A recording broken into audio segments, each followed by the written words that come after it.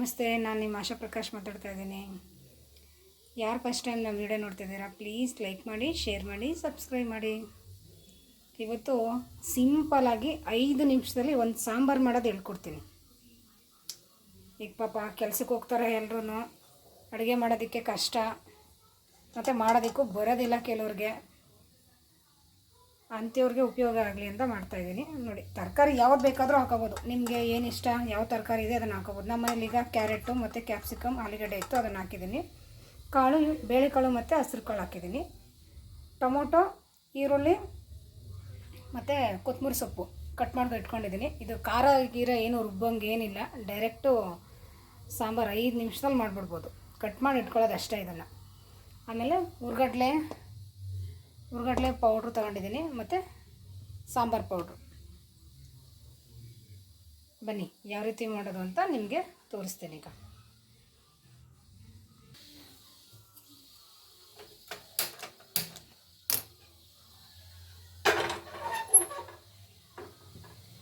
ಒಂದು 5 ನಿಮಿಷದಲ್ಲಿ ಸಾಂಬಾರು ಆಗಿಬಿಡುತ್ತೆ.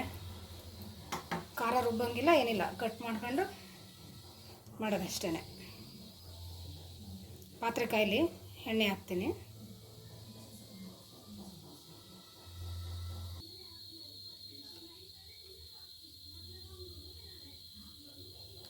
ಸ್ವಲ್ಪ ಎಣ್ಣೆ ಹಾಕ್ತಾಯಿದ್ದೀನಿ ಒಗ್ಗರಣೆಗೆ.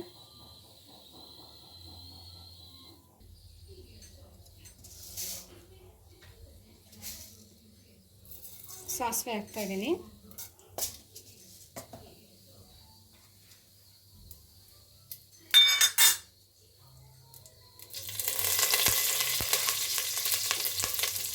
ಕರಿಬೇವಿನ ಸೊಪ್ಪು,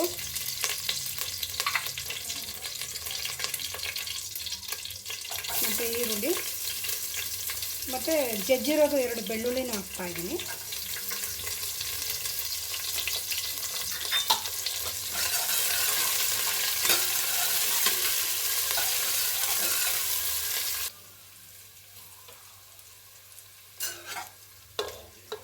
ಟೊಮೊಟೊ ಹಾಕ್ತಾಯಿದ್ದೀನಿ.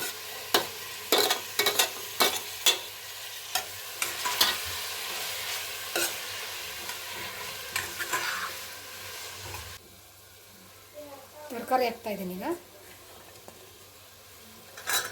ತೊಳೆದು ಇಟ್ಕೊಂಡಿದ್ದೀನಿ.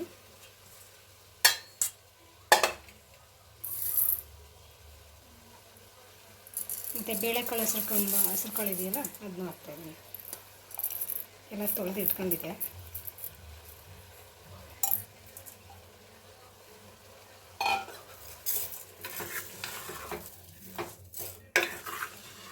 ಖಾರ ರುಬ್ಬಿ ಹಾಕ್ತೇನೆ ಸಾಂಬಾರು ಮಾಡ್ಬೋದು. ಎಷ್ಟು ಗಟ್ಟಿಗೆ ಎಷ್ಟು ಚೆನ್ನಾಗಿರುತ್ತೆ ಗೊತ್ತಾ.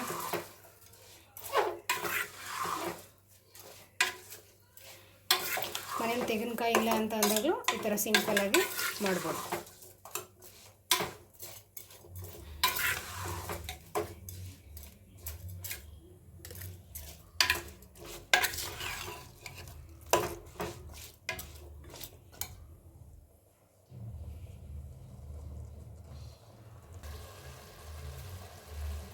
ಈಗ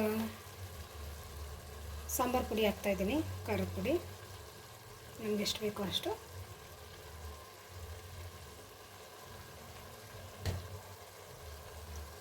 ಮತ್ತು ಹುರ್ಗಡ್ಲೆ ಪೌಡ್ರ್ ಇರುತ್ತಲ್ಲ, ಹುರ್ಗಡ್ಲೆ ಪುಡಿ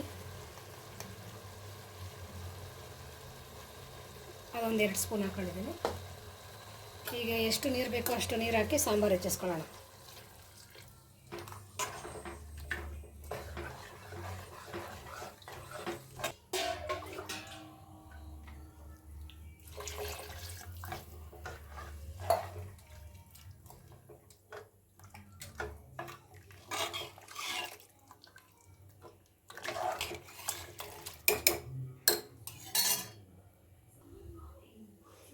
ಎಷ್ಟು ನೀರು ಬೇಕೋ ಅಷ್ಟು ಹಾಕಿ ಸಾಂಬಾರು ಹೆಚ್ಚಿಸ್ಕೊಂಡಿದ್ದೀನಿ. ಈಗ ರುಚಿಗೆ ತಕ್ಕಷ್ಟು ಉಪ್ಪು ಹಾಕ್ತಾಯಿದ್ದೀನಿ.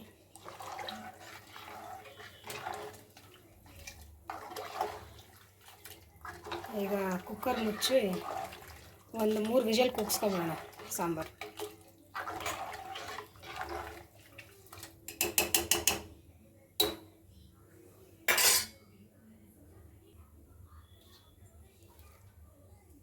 ಕೊತ್ತಂಬರಿ ಸೊಪ್ಪು ಹಾಕ್ತಾಯಿದ್ದೀನಿ ಸ್ವಲ್ಪ.